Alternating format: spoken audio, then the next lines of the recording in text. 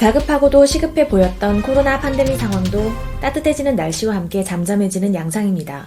그러나 약 2달에 이르는 시간 동안 친구들, 가족들과의 접촉이 제한된 사람들의 마음에는 그늘이 생겼는데요. 독일 국민을 상대로 시행한 설문조사 결과 국민들은 대부분 정부의 조치에 만족하지만 앞으로 최소 1년 안에 일상으로 돌아갈 것 같지는 않다고 답변했습니다.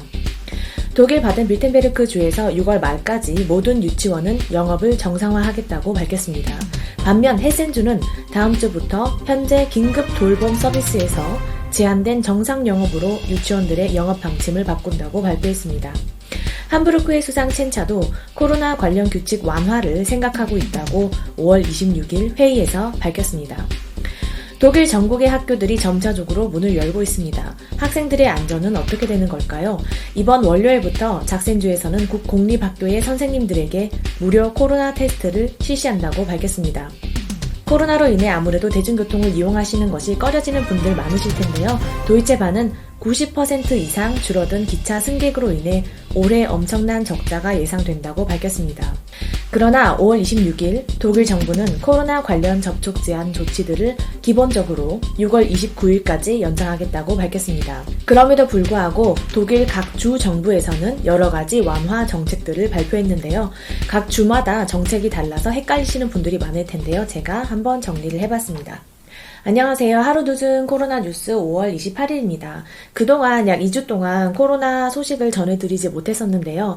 그동안에 많은 일들이 있었습니다. 제 독일 지인이 코로나로 인해 사망하는 일이 있었습니다.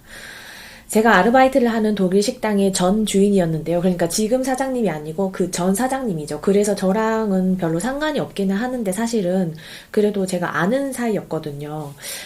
근데 이제 딱히 지병이 있는 것도 아니었고, 나이도 50대 초반으로 젊은 분이었습니다. 나이가 젊은 분들도 조심하셔야겠습니다. 그리고 제 친구가 과제 때문에 이걸 빌려갔다가 돌려주질 않은 거예요.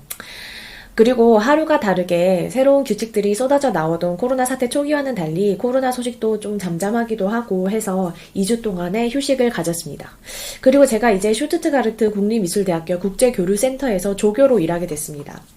그래서 시간이 점점 없어졌답니다. 혹시 기다리신 분이 있었다면 죄송합니다. 코로나 관련 독일 소식 궁금하신 분들 위에서 제가 앞으로 짬짬이 업로드를 할 수 있도록 할게요. 앞으로도 계속. 그리고 처음에는 독일 코로나 소식을 독일어를 못하시는 분들도 많이 접하셨으면 좋겠다고 생각해서 이 채널을 시작을 했는데요. 제가 독일 미술대학에서 조교로 일을 하게 되면서 독일 미술대학, 독일 유학 정보도 여러분께 알려드리면 좋을 것 같아요.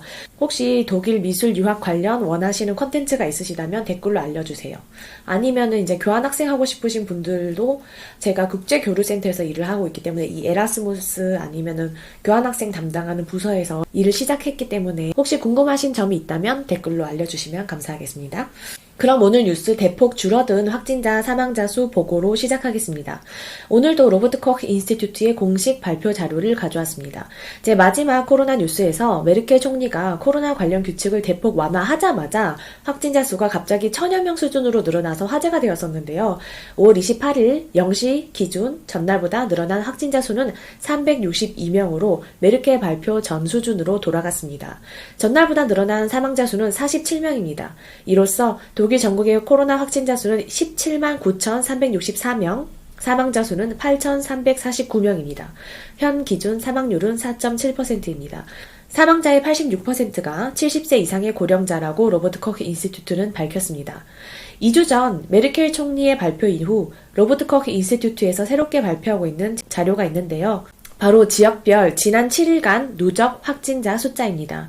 인구 10만 명당 지난 7일간 가장 많은 확진자가 발생한 지역은 브레멘, 그 다음에 튀링엔, 그 뒤를 헤센이 이었습니다. 여기 로버트 코크 인스티튜트에서 발표한 3월 1일 이후 코로나 추세 그래프를 보시겠습니다. 파란색 그래프는 환자가 아프기 시작한 시점부터 체크한 것이고 노란색 그래프는 공식적으로 테스트 양성이 나온 시점부터 체크한 그래프입니다. 가장 많은 확진자가 발생한 3월 중순에 비하면 현재는 많이 수그러든 것을 보실 수 있습니다. 다음은 로버트 코크 인스티튜트에서 발표한 연령별 분포 그래프를 보시겠습니다. 20대에서 70대까지의 확진자 수는 비슷한 반면 80세 이상의 고령 인구에서는 확진자 수가 급진적으로 늘어나는 것을 보실 수 있습니다.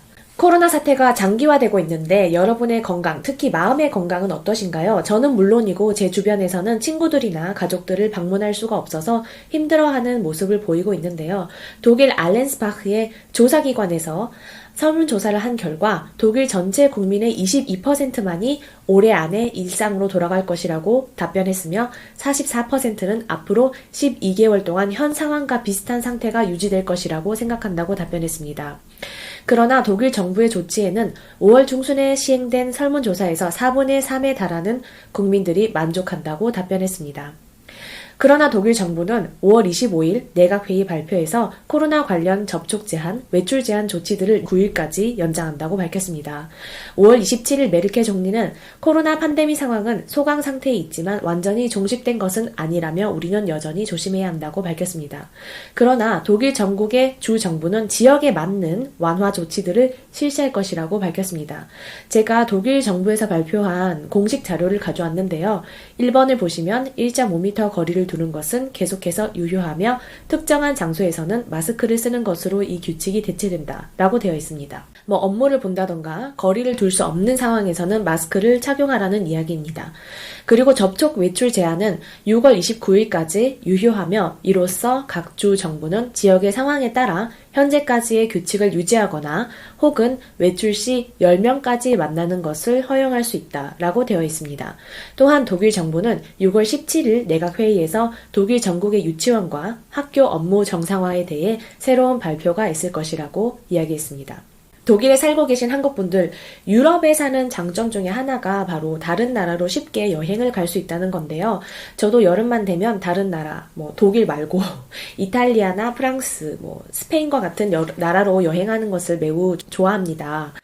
혹시 여름 휴가 이미 계획을 하셨나요? 아니면 코로나 때문에 주저하고 계신가요? 유럽에서 가장 많은 사망자를 낸 나라 중에 하나인 이탈리아의 외무부 장관 루이지 이 마이오는 6월 15일부터 이탈리아를 관광 목적으로 방문하는 것이 가능해졌다고 밝혔습니다. 독일 정부 또한 5월 17일에 결정한 여행 제한 조치를 오는 6월 15일부터 완화할 것이며 유럽연합 내의 31개국으로 독일 국민이 여행하는 것이 가능해질 것이라고 밝혔습니다. 물론 코로나 때문에 여행 제한이 풀리더라도 섣불리 여행을 계획하기는 힘드실 텐데요. 그렇다면 독일 내의 수영장 상황은 어떨까요? 독일에는 한국에는 잘 없는 프라이바드, 즉 잔디밭이 펼쳐진 야외 수영장이 있고 저도 여름에 굉장히 애용을 하고 있는데요.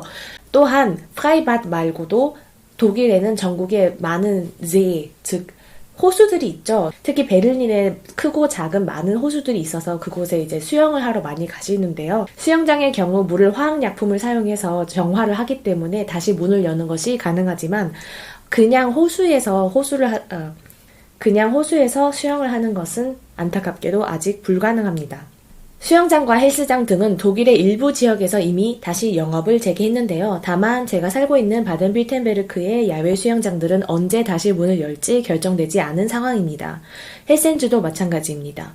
다행히도 6월 2일부터 헬스장은 다시 문을 연다고 합니다. 바이에른에서는 5월 30일부터 야외 수영장이 다시 문을 연다고 합니다.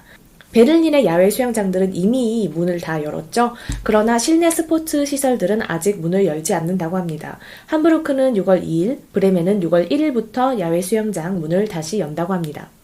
각 주에서 결정한 코로나 규칙 완화 소식 알려드리겠습니다. 작센-안할트에서는 오늘, 즉 5월 28일 목요일부터 결혼식, 장례식, 생일 파티와 같은 작은 행사들을 여는 것이 다시 가능해졌습니다. 단 참가자가 20명 이하여야 하는데요. 종교 행사나 세미나와 같은 공식적인 행사들은 참가자가 100명 이하라는 조건 하에 다시 유치가 가능해졌습니다. 라인란드 팔티에서는 어제, 즉 5월 27일 수요일부터 실내 운동장 및 댄스 교습소가 거리두기 및 마스크 착용 전제 하에 다시 문을 열게 되었습니다. 또한 극장, 영화관, 콘서트홀, 벼룩시장 등도 다시 문을 열 수 있게 되었는데요. 야외 행사는 참가자가 100명 이하여야 하며 거리두기와 위생규칙을 지킨다는 조건 하에 다시 가능합니다. 항상 코로나 규칙을 가장 늦게 완화했던 바이에른 주에서는 6월 15일부터 각종 문화 행사들이 다시 가능해집니다. 극장, 영화관도 다시 문을 열게 됩니다. 여기까지입니다. 저도 저번 주부터 식당 아르바이트를 다시 시작하게 되었는데요. 가게 안에 머물 수 있는 손님들이 제한되어 있고 항상 앉을 곳이 없이 붐볐던 식당. 정말 제가 한국에서는 홍익대학교를 다녔었는데요. 홍대 앞에 유명한 식당 저리 가라 할 정도로 줄도 서고 정말 제가 일하는 식당이 항상 붐볐었는데요. 평소보다 5분의 1도 안 되는 손님들이 있었고 거의 그냥 테이크아웃만 가능한 그런 상황이었습니다. 규칙이 없다 하더라도 코로나 상황이 사람들에게 심리적으로 어떤 영향을 끼치는지 잘 알 수 있었던 부분이었는데요. 아무래도 저만 해도 식당 방문이 꺼려지는 거는 사실이더라고요. 그리고 좋은 소식이 있습니다. 제가 2주 동안 뉴스를 못했던 이유 중에 하나이기도 한데요. 6월 중순에 미넨에서 제가 전시를 하게 되었습니다. 어제 갤러리스트와 얘기를 했는데 아무래도 코로나 때문에 갤러리 방문 손님이 없어서 근심이 많은 것 같더라고요. 저도 이 시국에 어떻게 전시를 운영해야 할지 고민이 많습니다.